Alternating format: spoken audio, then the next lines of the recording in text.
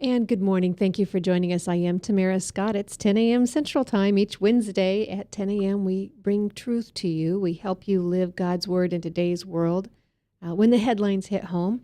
And so we're glad to be able to come to you again today. My thanks to Ryan for making everything run last week as I was out of town with the RNC. Some of you may or may not know I work with the RNC as an elected member of the National Committee. Good things happening there as well. We had some really great meetings. Alveda King met us, and she gave us a tour of the Civil Rights Museum, something I didn't know. I had heard she might join us. I didn't know exactly what to expect. I was caught off guard when I walked around the hotel and saw that vision that we've all seen in the photograph where Martin Luther King was murdered. And it was quite moving. Took me by surprise. I didn't realize that's where we were headed. I was glad it took me by surprise because it's how that took the nation by surprise as well. Alveda King was such an incredible delight. Nowhere in her voice was there anger, hatred, an oh me attitude for what had happened to her family, what she had seen take place in her uncle's life. And she took us to that museum, and it was quite a stirring event. And so how interesting that I had that last week, not knowing that I was going to be doing that when I'd already booked the show for today with Howard Galganov, Mychal, Massie, and Jesse Peterson joining me to talk about what's happening right here in America. I just sent out a quick reminder to folks to let them know that we were on air.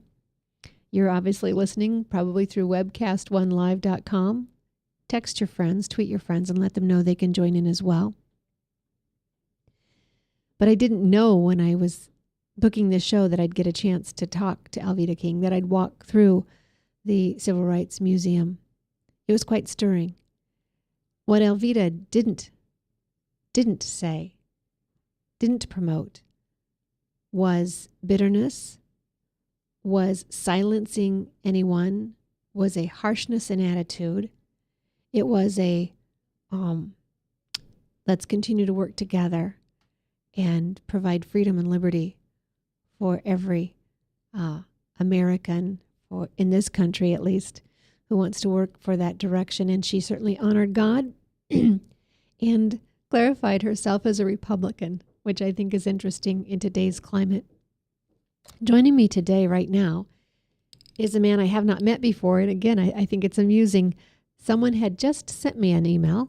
A good friend, Alan, who's a good listener and a supporter of this show, had sent me an email from Howard Galganov. I hope I'm saying that name correctly, and has enjoyed his articles for quite some time. He had just sent one on the latest information on the Sterling case with the LA Clippers, and it's something I didn't want to do a show about, frankly.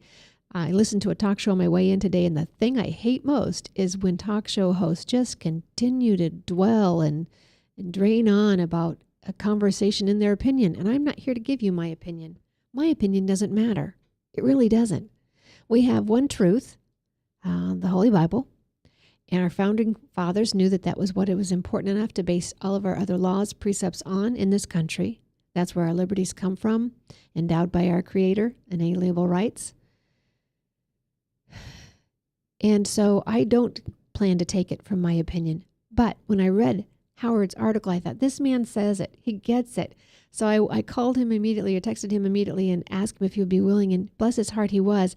I think for describing him, I would call him a Canadian cowboy, perhaps, but he's certainly undergone and faced some of the things we're now dealing with in America. As you know, Canada's just a little bit ahead of us in losing some of their rights and liberties.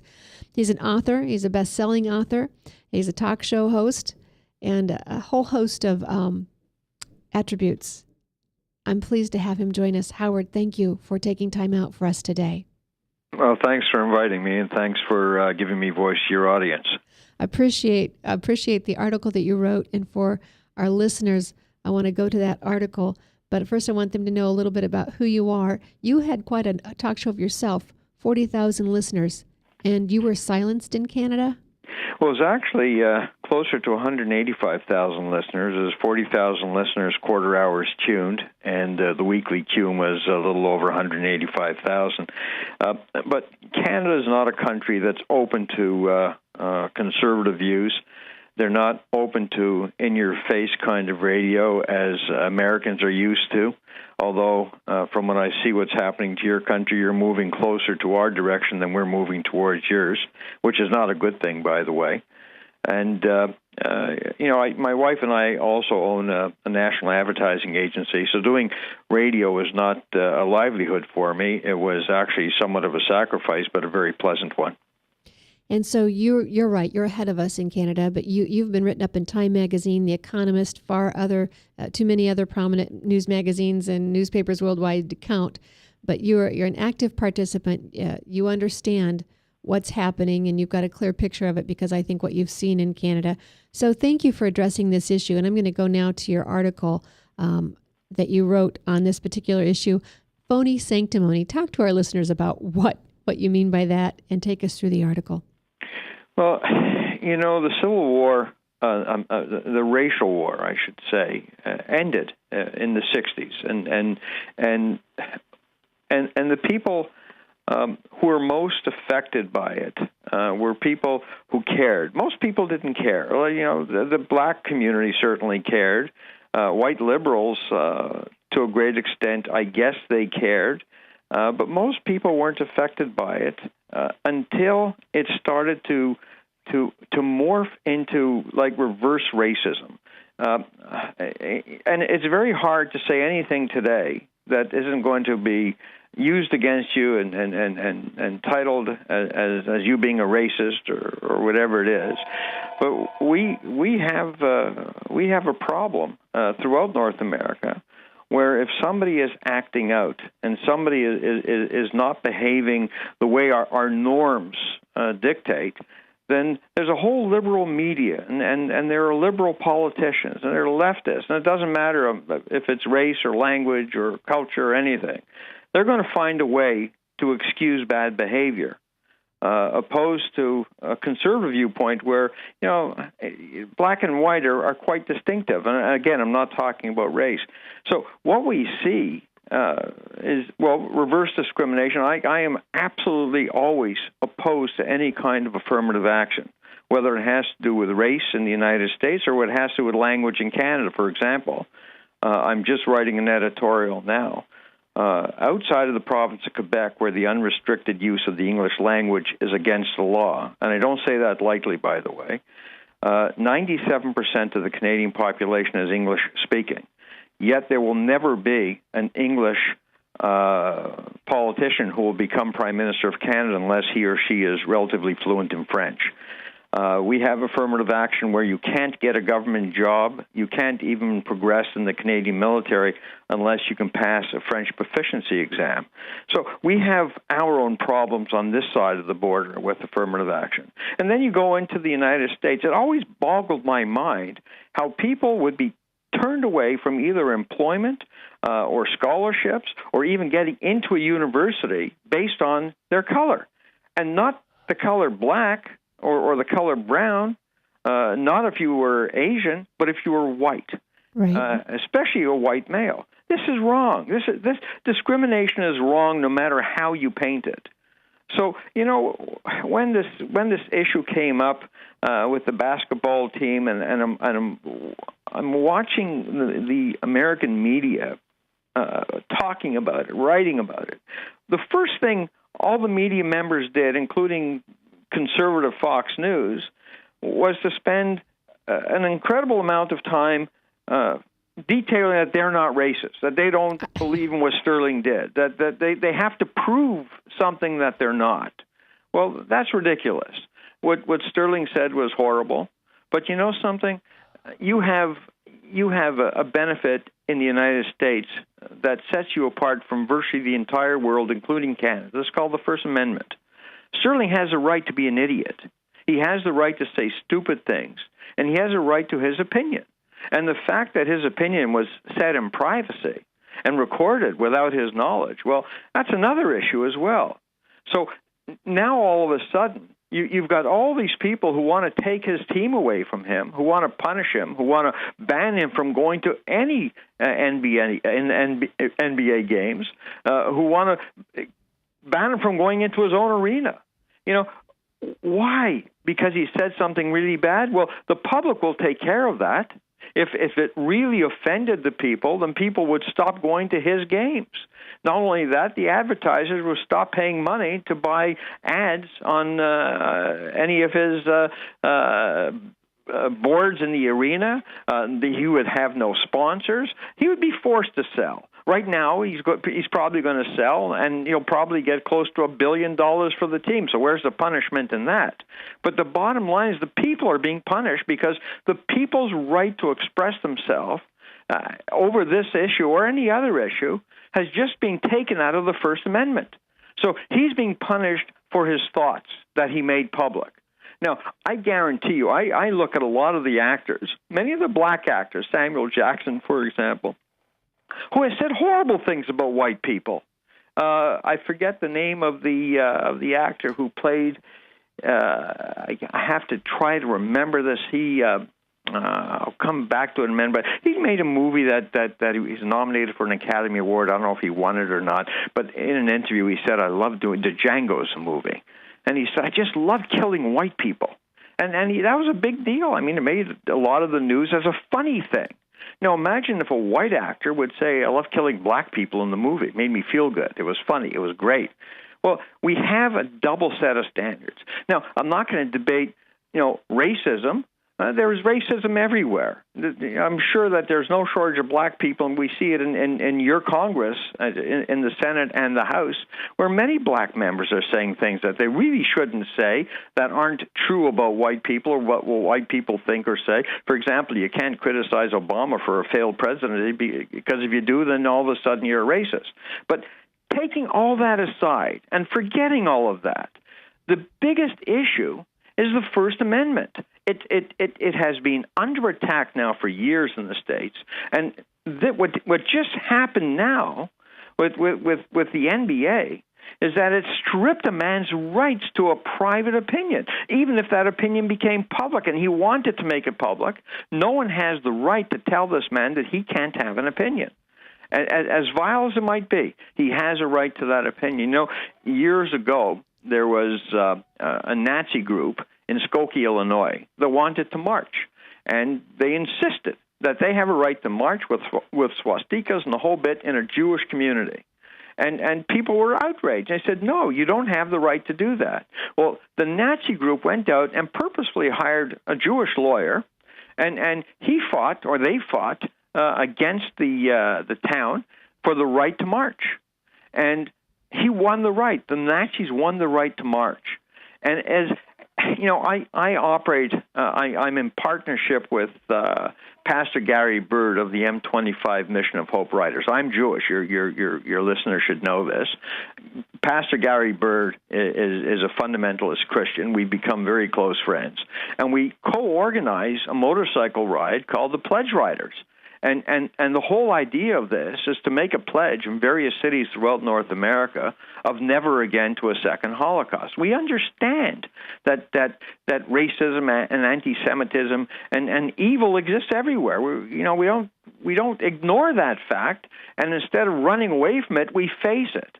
But once you take away legitimate free speech, the ideas of people, as repugnant as they might be, well, what you're doing is you're destroying the essence of your country. Now, I'm a Canadian. My wife and I travel to the States several times a month. We live just across the U.S.-Canada border. And, we feel very comfortable in your country. And what I love about America is that it has always been the yardstick for the freedoms that the rest of the world wishes to measure itself by. I'll never forget Ronald Reagan's shining city on top of that hill. It exemplified what America was, what America has always been. So as a Canadian, I look to the United States for strength. I look to the United States for a moral compass. And it's gone. It hasn't. This is not just Obama, by the way. This has been slipping away for years, slipping away under multiple presidents, including the Bushes. It's one thing to talk the talk. It's another thing to stand tall and say, we will fight to the death for the freedoms that made this country so great. That's what we used to say, Howard. We used to say, I disagree with what you say, but I'll fight to the death for you to have the right to say it. We're not hearing that anymore. And I want to go back to one thing. I know you mentioned that he could still sell his team for $1 million. So where's the punishment? Well, there's still quite a bit of punishment when the team could be worth quite a bit more. What I'm seeing. No, I didn't say $1 million. I said $1 billion with a B. But even beyond that, the team has been devalued just since this started. And there is some talk that this may have been a Samson Delilah type situation. If you remember that story from the Bible, Delilah was used to get to Samson, to get to his strength, to break him down. And it would certainly appear, since this female in this story somehow taped it, someone got it to TMZ. It was not that he said it publicly, he said it in the privacy of his own home. And if you listen to the whole tape, and I can post that on our chat line here for our listeners, if you listen to the link from the whole conversation, it was obvious that this was one of those lovers' quarrels. There was jealousy involved, and it was almost pathetic, as you heard him saying, I don't want to fight. Why are you fighting? Why do you keep saying this? Tamara, I don't subscribe to conspiracies. You might be right, or the people who are making this suggestion might be right. I think it's a lot simpler than that. I think that the guy just said what he said, and he said other things in the past as well that were pretty much as vile. He doesn't have a great reputation as a humanitarian, but that doesn't take away his right to speak. Now, even forgetting about a private conversation, he can say it in public. He has that right. You have soldiers who've died overseas fighting for the rights of other people to say what they wish. And now all of a sudden in America, you've got to sort of sugarcoat every word that comes out of your mouth and worry about who might hear it or who might be offended by it. Frankly, I don't care. I say things all the time. I don't care. I will literally fight to my grave for my right to express myself. I've just gone through a language war that cost me out of pocket $125,000. The Supreme Court would now this fight, by the way, I'm writing about this now. It was very simple. In Canada, there's affirmative action for the French language, and in the province of Ontario, where I live, which has a French population of just 4%, in some communities, it's against the law to put up an English-only sign. It has to be bilingual. Well, that's not freedom of expression. Our Charter of Rights and Freedom says we can express ourselves any way we want without hindrance. Well, we can't because some appointed judge decided, no, there has to be French beside it. So, the penalty against me, by the way, is $300,000. So we went to various levels of court, right up to the Supreme Court, that doesn't want to touch us because they don't want to have to make a decision. So freedom of expression is to me, it's the essence of a democracy. And you don't have a democracy. You have a republic, which is even better. So I look at all these things, and I see what's happening in your country, whether it's with the IRS or whether it's with the NSA or whether it's with the Justice Department or the FBI, spying on people like James Rosen, a journalist, going after the Tea Party through the IRS to make sure that they can't express themselves. What the IRS does goes beyond just restricting the rights of somebody to organize. It's an absolute attack on the First Amendment.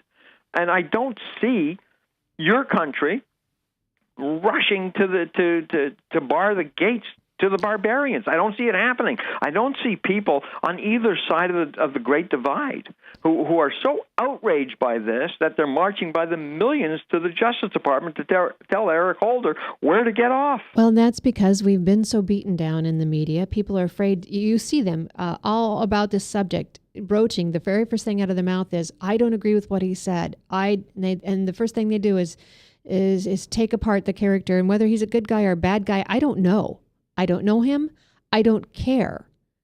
You have a right to own a business in this country. And as you say, Howard, people will determine, the dollar will determine. And we need to remember that as Americans, the liberty should stay with us in our pockets, how we spend those dollars or don't spend those dollars.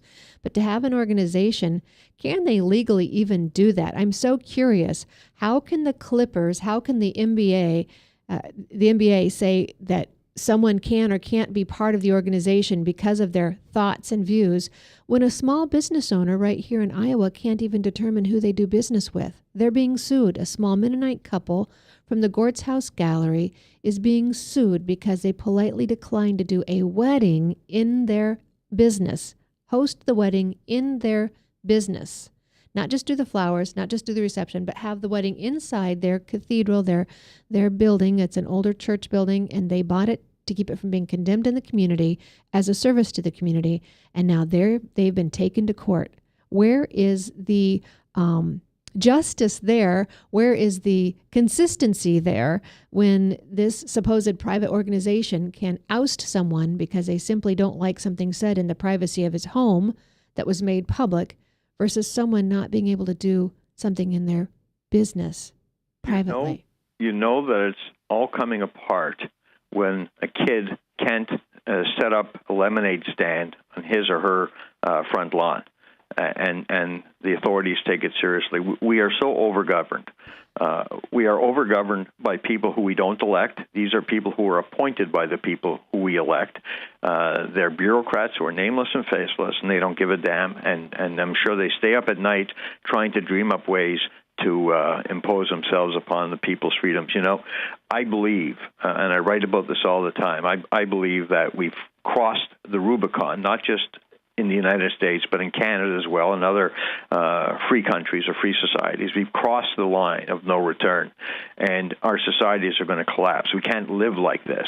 You know, I studied, by the way, at a rabbinical college. I studied to be a rabbi, so I'm quite well versed in the Bible, and you know, whether you're a believer or not, the Bible's a great history book, and we're reliving history. You know, if you want to know what the future is going to be, just look at the past, and we're looking at the decadence of society. We're looking at a moral outrage. We're looking at a society where ethics are almost meaningless. We're getting ahead and cheating, and getting something for nothing seems to be the most important deal. You know, but I have tremendous faith in the conservative viewpoint of most Americans. You know, last year for 9/11, my wife and I fly an American and a Canadian flag on our property, up 2 flag posts. And on 9/11 every year, we lower our flags to half-mast when the first plane struck the Twin Towers, and we leave them down till noon, and then we bring them up. And we actually light a candle that burns for 24 hours, just in memory of all those people who died. And last year, if you remember, some Muslim group said, well, what we're going to do is we're going to have a demonstration. We're going to have a 1 million-man demonstration in Washington, D.C. On 9/11 to show the world how poorly Muslims are treated in America. And some guy, I think he was just blowing smoke, he said, yeah, well, if you can get 1 million people down, we can get 1 million motorcycles, so we're going to come down there, we're going to drown you out. Well, I took him seriously. Gary Bird of the M25, he took them seriously as well. So did others. There was no organizing group for this motorcycle initiative. Like, there's no one who said, okay, I'm in charge, and we're going to organize this, and we're going to make this happen. It was a whole bunch of individuals who turned around, and I believe 800,000 motorcycles showed up to Washington, D.C. on 9/11 this past year. I'm very proud to say that I was there. Gary Bird came in from Texas. We had people from Toronto.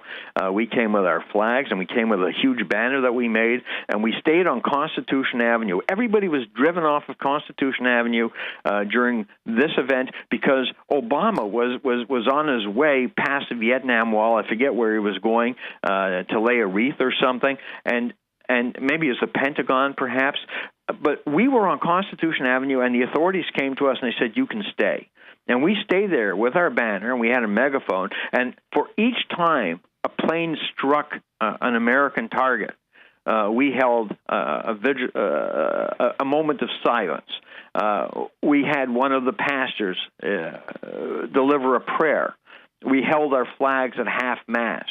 And to see 800,000 people who are totally unconnected, not connected at all, not organized at all, to show up. And by the way, I think there were 2 Muslims who showed up. And none of us were afraid to say or call it exactly the way it was and what it was. We stood there and we just scared the hell out of these people who wanted to sully America yet again. So if you can get that many people without any planning, just because it's the right thing to do, I believe that the majority of conservatives in America are going to rise up and they're going to take their country back, and they're going to do it sooner rather than later, and all they need is a leader. And that's one of the reasons why all these primaries, the conservative primaries, are so important as well. You're absolutely right. Howard Galganov has been my guest. GALGANOV.com. GALGAVGANOV.com. You can find him on the web. His articles are most interesting, and you see a little bit of that perspective as he has been a little bit ahead of us in Canada and losing those freedoms. And what good words to us, what good challenges to us on our primaries here in America. He's absolutely correct. This is the crucial point. For us here in Iowa, it's June 3rd. You need to be making a decision who you will support. This is the ultimate, right now, your choice in your primary candidates. Don't get to November and say the lesser of two evils. Pick the one you like the best right now. Great advice for us from Howard. But we're going to take a break right here. We'll be right back after these messages. Please stay tuned. We thank our sponsors. We're powered by webcast1live.com. All across America, there are countless numbers of people struggling with addiction and other life-controlling issues. Probably someone you know and love. There is a way out. There is hope. Transformations Treatment Center in Delray Beach, Florida, has a unique approach to substance abuse treatment. Call now and ask about our Guaranteed Success program, or log on to transformationstreatment.com. Transformations. Change your life. Change your relationships. Transform your world. Get away from us, you mean old credit card. We don't have any more money. We're in trouble now. Save us! Help! Somebody save us! Somebody help! Help! Save us!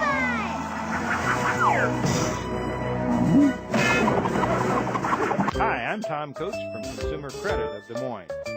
If your credit card's a little too animated, give us a call. Hooray! We're saved! Consumer Credit! You're our hero! Hey, psst. Let me let you in on a little secret. You ready? Always try to do business with people, not places. Especially if you seek honest Christian business people. And when it comes to my car, I really need to trust who's working on it. Now, my family is so blessed. A few years ago, we found a family-owned automobile repair shop that operates as a Christian business also. Open, honest, reliable, trustworthy. It's AMCO on Hickman Road in front of Kmart. And it's a family-owned Christian operating business. This family treats your car as if it was their car. Everything from oil changes to transmission repair and everything in between. So the next time you feel the need to be at peace with your choice of who you can trust with your car, give AMCO on Hickman a chance to serve you. And tell them Max sent you.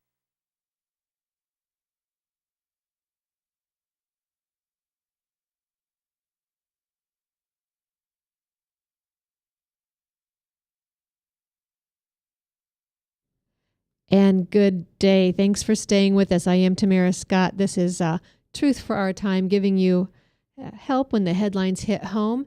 And that was Howard Galganov, if you want to go to that website. If you want to listen to the link of the Sterling comments, you can find those online, and I'll try and get them on the chat line here on the website as well. My point is not that we like anything he said. It's not that we're defending him in any way. It's that you need to be aware of what's happening here in America. It's easy to go after those who may have said something inflammatory or incredibly outrageous, but don't think they won't come after you next. I warned you a couple weeks ago about Condoleezza Rice being asked not to speak on Rutgers campus. And it's not that she was a right-wing conservative or that she's a Christian or that she's intolerant. It's that somebody just simply didn't like her views. That's what we're coming to, and that's the danger in this nation. I also let you know a couple weeks ago about, I'm going to hold on here. I'm writing it. We've not had to do this on air before, but I am. Do you have him?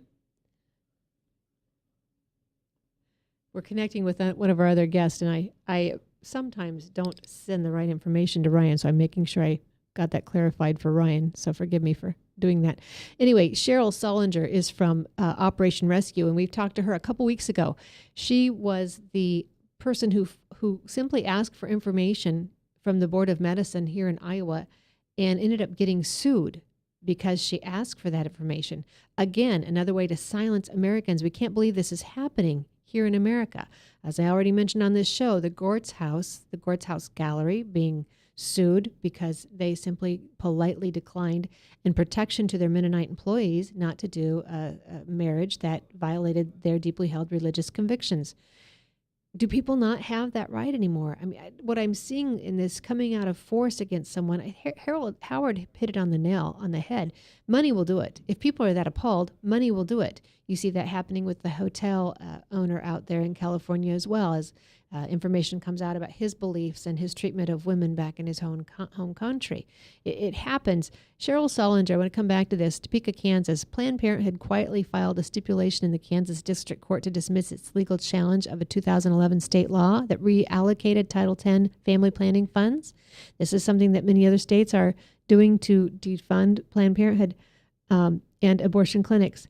Anyway, I think they've had good reports back, and I think that they are now experiencing, let me see if I can go to that one, a good decision in Kansas. We applaud them for doing that. We're trying to do the same thing here in Iowa. We have several Iowa House members who are willing to stand on the defunding of Planned Parenthood and abortion clinics, not just Planned Parenthood, but all abortion clinics. That just happens to be the largest one. And I also want to come to this other article from Life News. Warren Buffett has given $1.2 billion to pro-abortion groups, $1.2 billion to pro-abortion groups, or the funding of the RU486 pill, or other like-minded organizations. If they take the average cost of abortion, that's 2.7 million abortions. He's effectively killed 2.7 million of his fellow citizens around the globe. Now we're talking about one man's hate because of simple words he said. No actions were with those words. We're talking about another man here whose actions, no matter what you guise them under, no matter what compassion you say that they are tainted with, his actions have caused the death of 2.7 million lives. Imagine how much better those lives would be if he'd spent that money on something productive. If he'd saved his money and not spent a dime, those people could be breathing in America and countries around the globe today. But instead he invested those funds in death. How much more hateful can you be than that? If there's any consistency here in America whatsoever, that should be the man that we stop sending our money to. That should be the man that's facing ridicule. The man who willingly, because he can, because he has the money, has funded the death of others. That to me is alarming. Absolutely alarming. Joining me now is Mychal Massie. Mychal Massie has been acknowledged as one of the most influential, and I think the title was, well, I'll let him tell you. Mychal, thank you for joining me today. It's a pleasure to be with you again. It's been quite a while. It has been a little bit of a while. I took a little bit of a break, and then I'm back now just one day a week doing other things. I could just do the 1 day a week schedule, but thank you so much. I am good to talk to you, my friend. I don't know if you heard the earlier part of the show. We're talking about the silencing of dissidents, the silencing of those we don't like anymore, the silencing of those who we either want to buy their ball team or we just want them off our block. And I was just talking about Warren Buffett investing his funds to kill 2.7 million people. Now, I had introduced you as, what was it? You were the influential person. Was it somehow, did they task you with being the influential, was it black leaders in America? Well, they said is that I was one of the most influential Black Republicans in America. Actually, that's not true. They said one of the most influential African American Republicans in the country, and I said, why was it necessary for me to be a color? I said, first of all, I said, I'm not an African American, I'm an American. Secondly, there's no African that I can point to in my direct descendancy going back to my great-great-grandmother. And thirdly, why is it necessary for me to be a color, to be a conservative? I missed something in their process. Yeah, why can't you just be influential? Period. That's precisely my point. And one of the things is that I have fought for and continue to fight for is that we need a colorblind society, and people are programmed and conditioned. Indeed, the people that fight me the most on this subject are ministers. They are just, for whatever reason, they are refusing, in large part, to just go with Americanism. It's an African American, or they want to affix a color to it. And that's both in my own denomination and other denominations.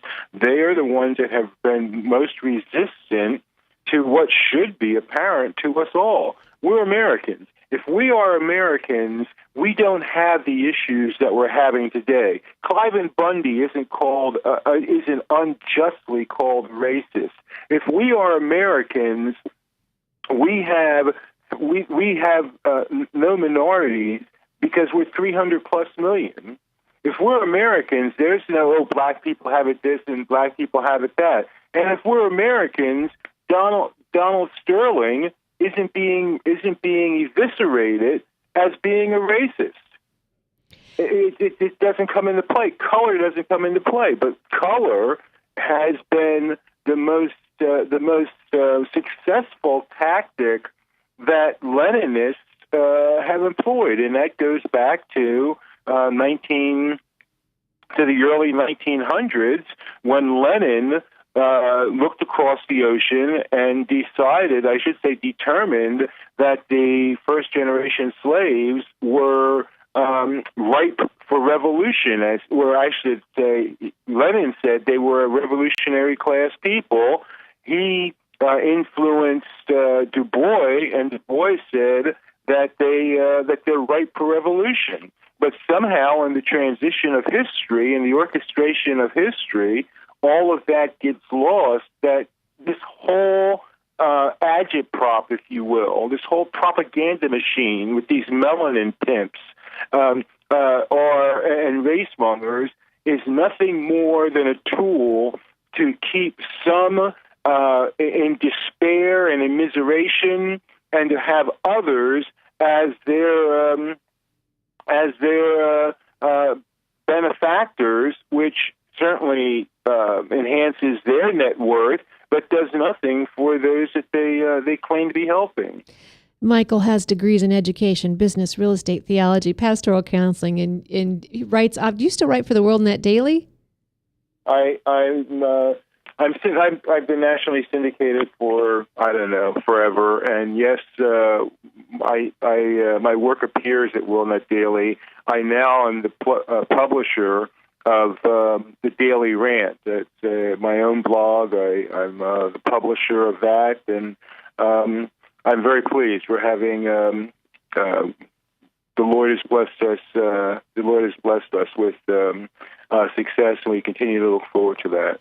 And so, Mychal, people can find you MychalMassie.com, or is there a website for the rant? No, it's Mychal-Massie.com. Okay.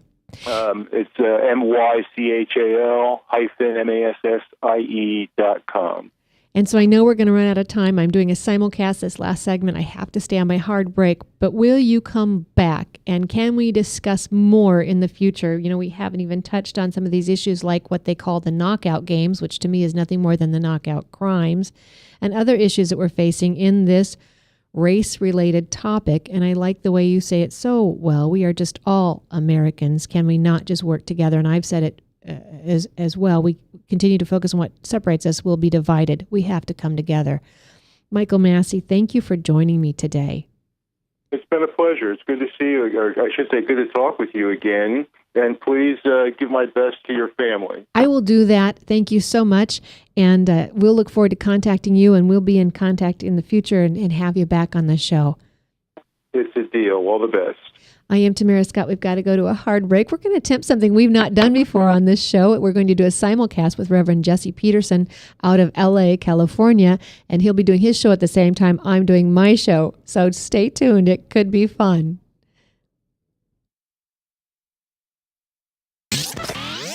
From the RE/MAX Real Estate Concept Studios, this is Webcast One Live.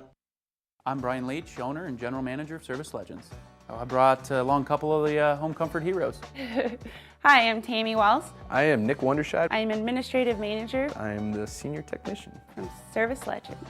It seems like every good thing, when you feel it to the bone that it's good, there's a lot of hard work put behind it. I don't think that you can fake it and have it turn out good. You know, if we seem like, okay, that's just weird, it's just a furnace, why would you believe so deeply in a furnace? It's not just that, you know, we want to show the world that you can have good service. Yeah, I mean, it's got to be, it's your home. You know, it's built into our daily trainings, it's built into our culture, that we're gonna do whatever it takes to have each client say they love us, period. That's why we spend all the hours in the training that we do. And if we guarantee it's gonna be a good experience for you, or else it's free, what type of work do you think we're gonna do? There is a guarantee. Temperature selection guarantee, fixed right or it's free guarantee, comfort guarantee, best value guarantee. All of these guarantees hold us accountable to ensuring that we exceed your expectations. And if for whatever reason we'd fail and we can't make it right, we guarantee all of those guarantees with a 100% money back guarantee. I mean, if you don't think that your technician can fix it right, are you gonna say that to a client? No. You don't have to worry about having a technician come to your house. We drug test, background check all of our team members. We put safe people in your home. Each and every one of our service techs, 400 hours a year in training. You tell it the minute they walk in the door. They know what they're doing, they've done their homework, and they actually truly care about what you want. Because at the end of the day, you're the person that makes sure I have a job. They're gonna be listening. They're gonna wanna know what your challenges are. Then they're gonna come and give you options, and you get to choose. If I'm there to help and I make it easy and painless, I did my job right that day. Well, when it comes to your comfort, safety, and your family, you know, you don't necessarily go buy the most expensive, but you get the most bang for your buck. Oh, it's worth it, because there's a lot of people that will find a way to get it to work right now and then leave and then come back, charge you again, and the cycle just repeats itself. So when I'm out there looking at the furnace, I want to find why it failed today. How can we change the part today with something that you're not going to have to worry about? Is it worth changing the part today? I mean, you can put a lot of money into a furnace. I can fix parts all day. There's good job security in that for me. But is it the right thing for you? I get a lot of the phone calls of after the technicians are there. They're just in awe. They're like, wow, you guys are great. I mean, I don't even know what to say. You guys are great. Everything you did was perfect. It was great. Keep going though, I like this. Just give us a try. I'm gonna take all the risk. I've got the time to make this right. I've got the support to make it right. Just check us out. And if you don't see the value in what we do, I mean, fixed right or it's free or 100% money back. enough said. And good day, I am Tamara Scott. Thank you for staying with us. As we told you, we're going to be attempting a simulcast as soon as Reverend Jesse Peterson comes back from his break.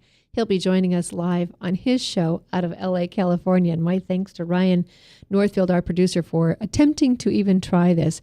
Let me take this little minute to thank Crave Ministries, Christians for America, the number Christians, the number 4 America, for sponsoring us. You can go on the website and do a search on them. Helping us be on the air, getting truth to you. Pastor Don Swarthout has just been a friend and a mentor and always encouraging in the ministry and the work that he's doing. Also, Danny Van Gundy is working with that ministry and talking to folks across the nation about the possibility of getting off of prescription drugs once you're addicted. Danny was delivered off of his prescription of, I think it was Oxycontin, and tells quite a testimony in that, and now helping people around the nation in that. So there is help. There is always help. We know that there's a huge number of Americans who are on prescription drugs, and so there's help available to you when you're ready to deal with that and get off of those. Joining me next is going to be Jesse Lee Peterson. He is with Bond, the Brotherhood for a New Destiny.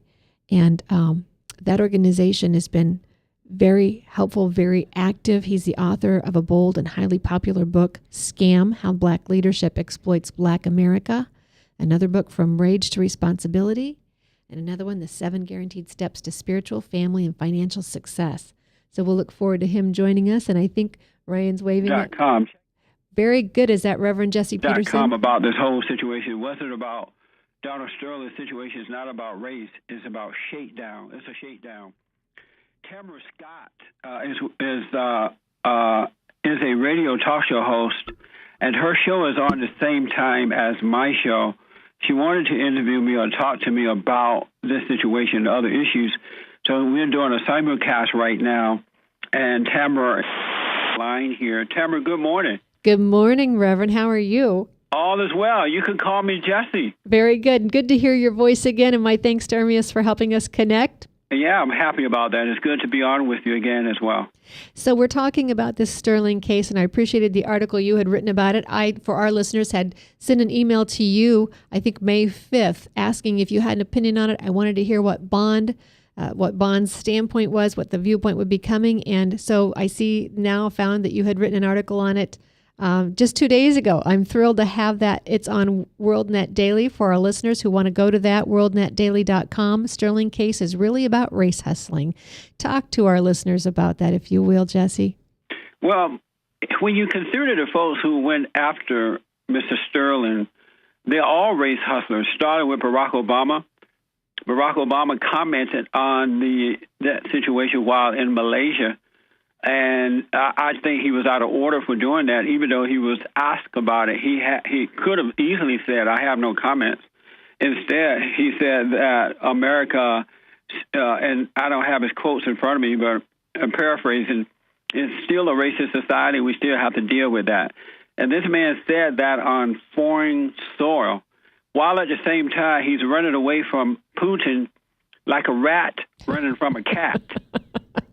Well, let's also draw a correlation. I think after the first Fort Hood, what they call workplace-related violence, but it was a terrorist attack. That first Fort Hood, he was silent. And there was another one where someone drove by the recruiting office and shot 2 people outside. There was silence. He was so quiet. But this one, you're right. He jumped right on it. Nadal Hussain there in Texas. And he also did it with Joyce Zimmerman, Trayvon Martin's situation. If I had a son, he would look like Trayvon. He did it again with the police officer and the professor out of Massachusetts. The police officer acted stupidly. Obama is a racist, so he spoke out because he wanted to see what the things that are happening in our country and dividing the races. And then you look at Jesse Jackson, the NAACP, Al Sharpton, and the liberal media. They all went after Mr. Sterling because this is an opportunity for the shakedown artists, the race hustlers, to go after a powerful man, white man, with money and power. And they're going to take that away from him and replace him with their friends and family members. It won't do any good for regular black folks. And also, the mayor of Sacramento, California, Kevin Johnson, said, let this be a warning to all bigots. The same thing that happened to Mr. Sterling will happen to you. Now, who have they gone after? They have only gone after white folks, calling them bigots. You've never seen them go after black bigots like Sharpton, Jackson, or any of the other race hustlers. That's an excellent point. And I had just read in an earlier segment, Warren Buffett has given $1.2 billion to abortion groups. And Jesse, you and I both know that a larger number of in the black community are targeted often where these abortion clinics are even built and opened. And we know we've lost a large proportion of our black community to abortion. So what would be the more honest attack if we're going to fight racism, if we're going to go for equality here? Shouldn't we go after a Warren Buffett who's given enough $1.2 billion to either abortion groups or the funding of the RU-486 testing pill? Roughly 2.7 million first trimester abortions have been paid for by him alone. Isn't that amazing? And according to blackgenocide.com, over 1,800 black babies are aborted every day. 1,800. Every day. 1,800 black babies are aborted daily, and 70% of Planned Parenthood abortion mills are located in the inner cities around the country. And it tells me that these people don't care about black people. They don't care about the lives of the unborn. They care about wealth. Warren Buffett give them money. He support them. So, meaning the so-called black leaders, it's about power and wealth. It's not about the people. That's what I want black Americans to understand. And I also want white Americans to understand that they have to stop being afraid. This thing with Donald Sterling has put the fear of God in white folks now. They were already afraid of the word racism. This really put fear in them, and it has set the race issue back 100 years. And I'm very concerned about that. I like the other thing that you mentioned in your article. You are brave enough, and again, we're not defending what somebody said or didn't say, but you were brave enough in your article to call out some of the inconsistencies here. The LA Clippers coach, Kareem Abdul-Jabbar, said he's never been discriminated against or mistreated by Sterling. In fact, Kareem said that Sterling invited him to attend his daughter's wedding, and he did. Another LA Clipper, Coutinho Mobley, appeared on Fox News and said he has been treated fairly and had no problem. We're out to just destroy one man, and whether people don't like him because he's rich, maybe he's a jerk. I don't know. But what we're seeing happen is a very dangerous precedent in this country. It is. It is mind-blowing. Mr. Sterling has a right, if he wants to be a racist, he has a right to be a racist. If he wants to, whatever he says in his own home, he has a right to do that. No one has a right to go into this man's home and try to punish him for what he said. And he didn't say it about all black people. He was having a lover's quarrel, and he didn't like the fact that this woman was bringing her black boyfriends and these thugs and gangsters to his games or posting it on her site there and embarrassing him. It was a lover's quarrel. But they are taking this and they are calling it racist for their own personal gain. I'm telling you, it's not about racism at all.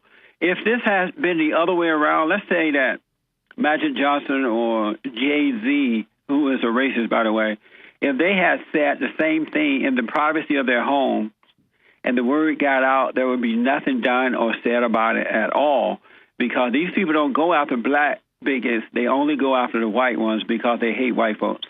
Now, you brought up Jay-Z, and I have a link here, and I'll go ahead and put it on our chat line. It is from the Young Cons. I think it's Young Conservatives. Jay-Z is wearing something that is like a white person wearing a I Love Ku Klux Klan shirt. It's an emblem on his gold medallion on his necklace, quite large, and it's the 7 of Allah. It's supposedly a racist part of the Islamic group. Are you familiar with that? I am, very much so. And you haven't heard one word about that from the race hustlers, the poverty pimp, the liberal media, the five. And this guy is also a part of the so-called 5%er.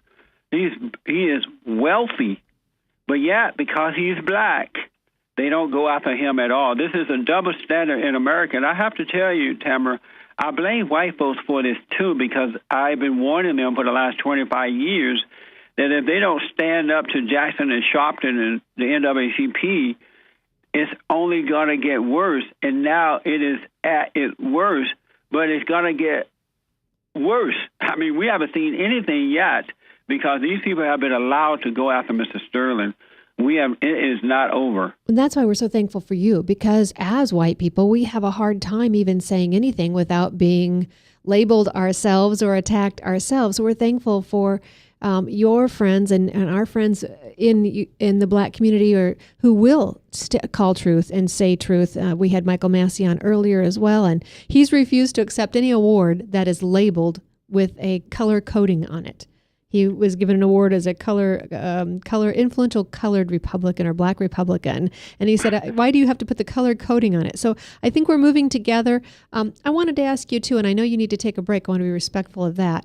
But we're going to hold a brace. We're not going to do them. Oh, bless your heart. Thank you so much. You're welcome. I wanted to ask you, I just had the biggest blessing to spend time with Alveda King, and I can hardly talk about it without getting emotional. Her heart, her love for her fellow her fellow American, her fellow human. No bitterness there whatsoever, even though her family has been through great tragedy. Talk to us, Jesse, as a pastor, however you want to handle it. As Christians, Kim Ham talks about one blood. The racism does not come from the Christian. In fact, it was the Christian perspective that really helped us through the Civil War, that helped us stop the slavery. Talk to us about that if you can. You know, the thing that I've come to realize that if we are truly born of the Spirit of God, we start to see things in a different manner. We realize that our battle is a spiritual battle between good and evil, right versus wrong. It's not a battle between men and women, black or white. And also, if we truly love God, we will join together as brothers and sisters of God, and we will stand against the brothers and sisters of evil, never mind the color. We would love one another, support one another. But I'm starting to believe that a lot of Christians believe about God. They've heard about him. It's like hearing about Martin Luther King Jr., but that's not going to do anything but make you feel good. And we need folks who are of God, who knows him, who has a personal relationship with him, to start standing up and fighting against evil, and realize that the people who call you names, which are the children of the Prince of Darkness, they don't have power. They only have words to intimidate you. And if you allow words to roll off your back, then they have nothing to control you with. They need to, they need to realize that we have the power. We have the Holy Spirit. We have the power of God working through us. And if you know him, if you have that relationship with him, then there's nothing on earth that can stop you. And we need to come back to that. And what do we say to those people out there in America? I see it when I speak. You probably see it too. There'll be a sign held up, "Keep your religion, out of my government." And I just have to laugh from the podium and say, apparently you don't know your government very well, because it was founded off the basic tenets of my religion, Christianity. That's right. I would educate them about that, and I would not worry about what they say about that. I would insist on electing men and women who support the Constitution, who believes in the Scriptures, who love God with all their heart, soul, and might, because that's what made the country so great, is that these people believed in God. And so I would not cave into the children of the world. Absolutely. And so for those of us, we have issues in the Republican Party. We are now reaching out. We're working with black pastors across the nation, not to isolate people, certainly not to segment people into groups, but to reach out and remind people of what the Republican Party has done. Abraham Lincoln being the first presidential candidate. I'm sorry, I have to let my audience go. Thank you so much, folks. Well, thank you for joining us on Webcast One Live. Webcast One Live, if folks want to hear the whole podcast, they can tune into Tamara Scott Live and get that. Thank you, Jesse Peterson. Well, we've had to say goodbye to Jesse. We've got just a minute or two left with you, and I thank you for this adventure today. You can do those rides. Was it Parenthood, the movie, where she talked about the roller coaster was up and down, and some folks preferred the merry-go-round that just went round in circles. We did the roller coaster today, and I think we did it pretty well. Thank you, Ryan, for your help on that. That was fun joining with Jesse Peterson, and I hope you understand. No matter what the covering on the outside looks like, no matter what the label that's been pinned on any of us may read, what matters is the life we lead, what we do, what we say, what we believe. And if we can get past those labels, I don't like pitting people in groups. Our power doesn't come from groups. It comes from each of us as individuals. God has empowered each one of us as individuals, endowed by our Creator, inalienable rights. When we put it in groups, then that power comes from the group, and we lose that individual power. You heard Howard Galganov say, you have the power in your dollar. Either don't go to those games, don't support that team, don't buy the shirts. That will create more peer pressure, more weight than any law, than any of this public ridicule. That has to stop. But we have the power within ourselves to stand with like-minded people And I think it's time across America that we quit pointing the finger at each other and start extending a hand toward each other in friendship, in liberty, in fighting for the freedoms and liberties that made this country strong. It's that important, it's that critical that we no longer allow somebody else to pit us against each other. We'll not ever come together if we focus on our differences all the time. We can rejoice in those things that are unique to each of us as God created us. But we can come together and protect those liberties and freedoms that have made America this nation, this beacon on a hill that you heard our guest mention today.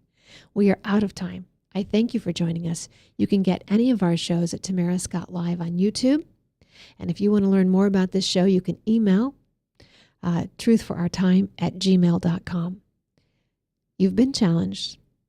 I hope you'll be encouraged, but never be complacent.